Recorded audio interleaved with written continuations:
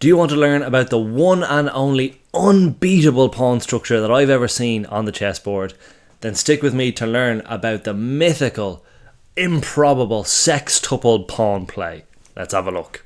When you are studying chess and you're learning about pawns for the first time, you'll hear a lot about doubled pawns and isolated pawns and pawn structures, and it's all very important and it is actually pretty interesting to learn about, so I don't want to diminish that. But one of the things you'll hear very regularly is that double pawns are seen as a bit of a weakness. So when you have double pawns, just to clarify, that's when you've got two pawns stacked on the same rank like this. Now I'm just playing away with a toy board here basically, but we've got double pawns like that, and generally they're seen as a weakness for a couple of reasons. One is they no longer have any support on the rank or the file that the initial pawn came from, and they also get in each other's way. So moving up the board takes twice as long in theory for both of these pawns, so they tend to block each other, and they leave this square in front very weak, particularly if this pawn isn't here. So double pawns, pretty inevitable. It's going to happen most games. Anytime a pawn makes a capture, it moves onto another pawn's file, so double pawns are going to happen. They're fine. They can be used actually as an advantage where you can actually get an open file off double pawns, so I wouldn't sweat double pawns. The next layer up, when we get to triple pawns, and that's if we somehow arrive at a case like this where both pawns, say on the E and C file, capture onto the D file like this, and we get these tripled pawns.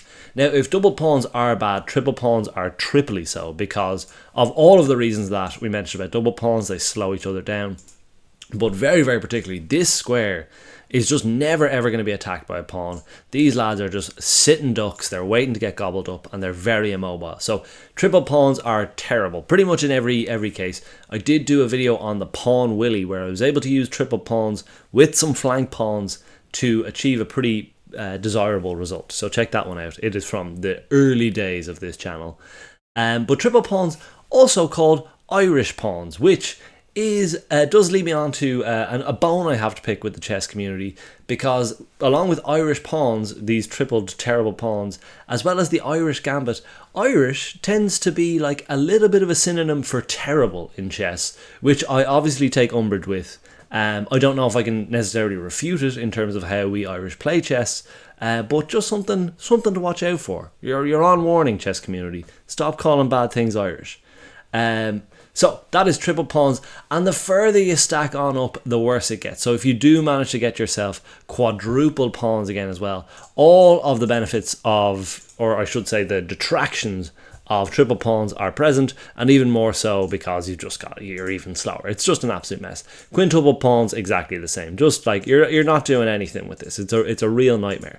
However, if you keep going down the rabbit hole, if you choose the red pill, you will eventually strike gold, because there is a formation, the sextuple pawn formation, which is unbeatable. You cannot be beaten with it if you have sextuple pawns, particularly, or specifically I should say, on the A or the H file. Now, this is a completely mythical object. It is very difficult to come up with, but somebody went and did the work. So what you're about to see is the result of a construction posed by William Shinkman, great name, and resolved by a player called Badar al-Hijiri. And basically it says, what is the shortest way that you can get 6 pawns on the A or the H file?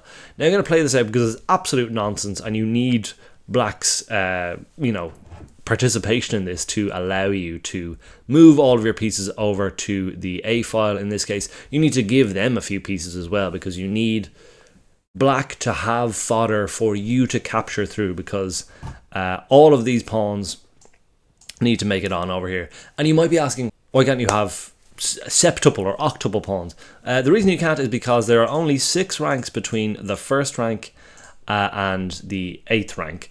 And no pawn starts here, no pawn starts on the first rank. And if a pawn ever gets to the 8th rank, it stops being a pawn. So sextuple is the max. So we got to get all these fellas over here. But we don't actually care about these two because they're never going to make it.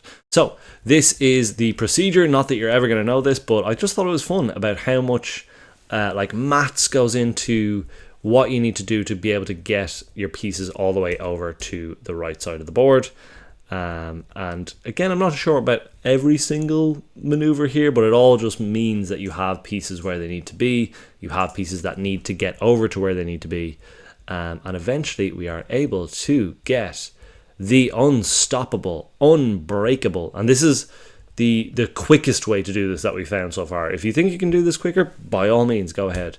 But ultimately, we do get down to our beautiful sextuple.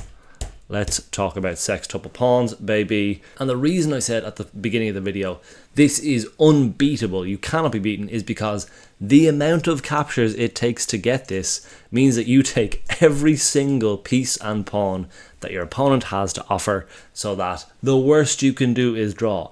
And believe me, drawing is very much on the cards here. With so many pawns and a king in a weird position and a rook, you can stalemate this very, very easily. So another wrinkle posed in this problem of the sextuple pawns is when you have your sextuple pawns and you're in this unbeatable position, the worst you can do is draw. What is the quickest way to checkmate? And the answer is pretty nifty as well. So this is, you actually have mate in 8. And the first move, I won't, as I say, we don't need to calculate this. It's absolute bedlam. But the first move, castling long. You still can castle. Your king hasn't moved, your rook hasn't moved, you can still castle. The king takes here because you don't want to give away a queen. The king just steps on up, and then you're just trying to lock this king in a wee cage back here on the A file, and get your own king in the mix. King has to start gobbling up the sextuple pawns, gobbles them on up, and then eventually the king is forced into opposition with your king, and when you have that and a rook, you can checkmate. Just like that, mate in 8 from the sextuple pawn position, and you use almost all of your sextuple pawns so that you're left with just a measly single pawn. What good's that? No good to anyone. So, if you find yourself in this exact position, go nuts, have a great time. You've reached the sextuple nirvana where you cannot be beaten. This is just one of those weird little quirks about chess that I love. It's got a little bit of maths in there. It's a little bit of construction. It's obviously not how like a real game is played, but I just love the like little mathematical quirks that can happen on the board. And these sort of abstract theoretical things. Maybe you're not into that, I certainly am, and I hope you enjoyed learning about it. And we'll be back with more chess content, probably a real game being played, soon enough. Feel free to stick around and subscribe for more chess content, and as always, enjoy your chess.